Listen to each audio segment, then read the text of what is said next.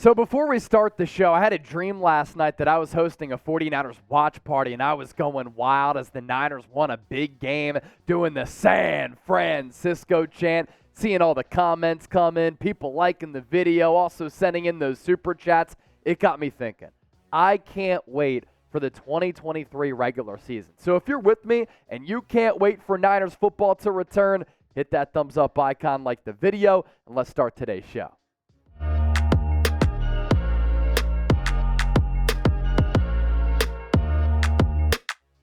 As for what we're getting into on today's San Francisco 49ers report, CBS Sports listing the Niners as a potential destination for Dalvin Cook, the current running back from the Minnesota Vikings, whose days with Minnesota could be numbered, and Louis Riddick saying some interesting things about Sam Darnold that he's hearing from some people across the NFL, that Darnold could be one of the big surprises in the National Football League.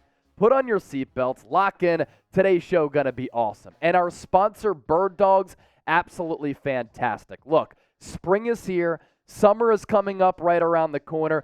Don't you want shorts with some awesome fabric that's stretchable but also very comfortable? And these shorts from Bird Dogs also have a built-in liner.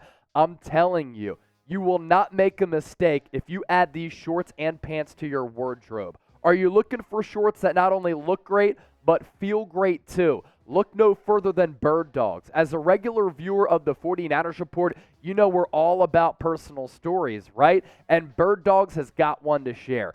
It's springtime, and I've been wearing Bird Dogs for their amazing fit.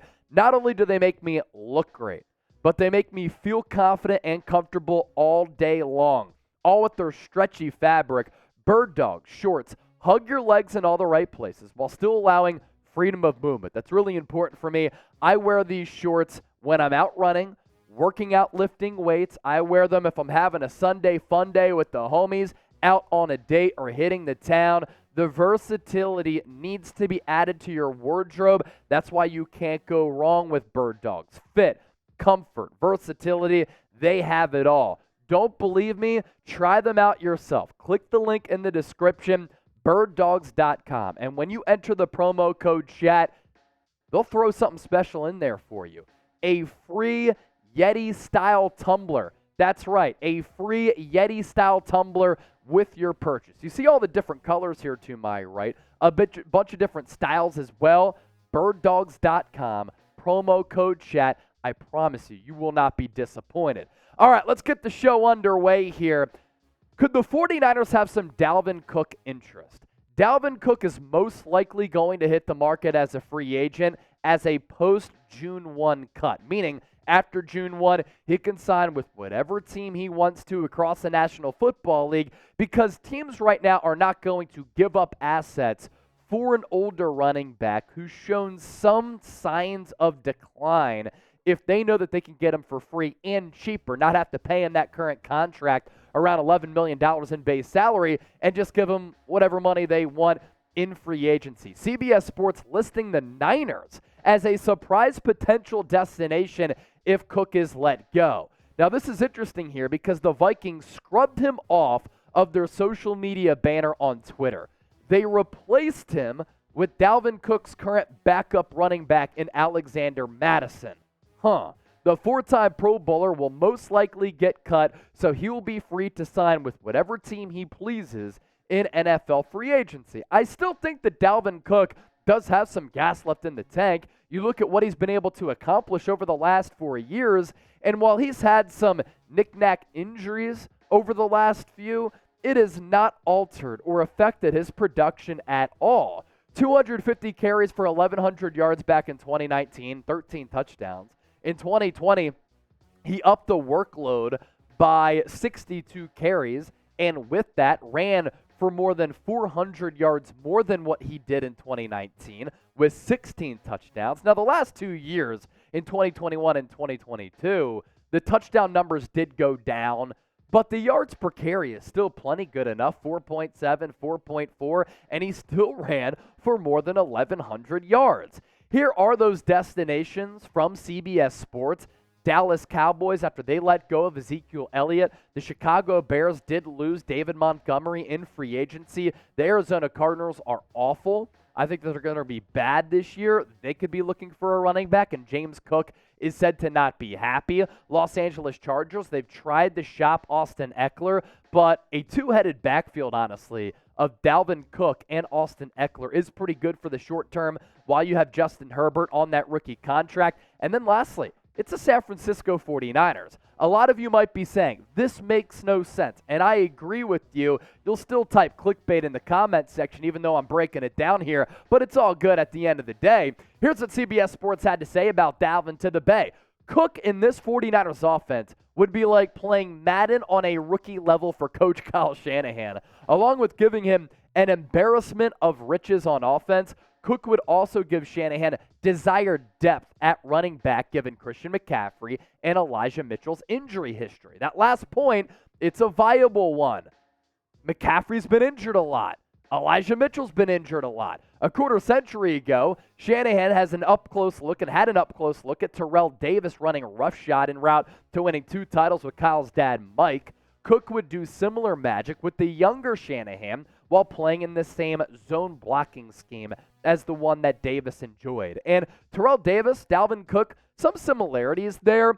Honestly, I wouldn't do this, though. Why? I'd rather see Jordan Mason get those reps that could go to Dalvin Cook. He's the younger player, more affordable player, and I'm bullish on Jordan Mason.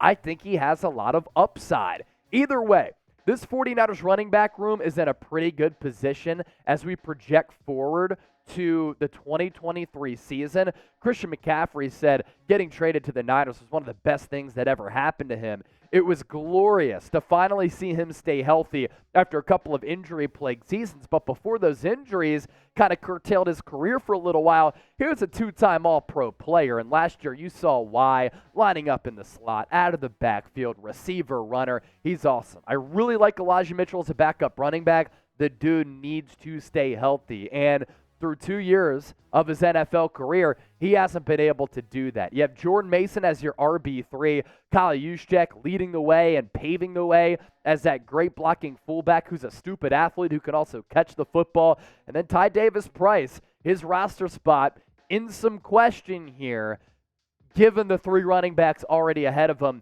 in McCaffrey, Mitchell, as well as Mason. Should the Niners make a move for Dalvin Cook if he is made available in the free agency market? Just simply give me a Y for a yes, N for a no, your opportunity to play the role of Niners general manager. And as you go down there, if a move happens and when moves happen, we make moves here on the 49ers Report, and we cover it right here on the show.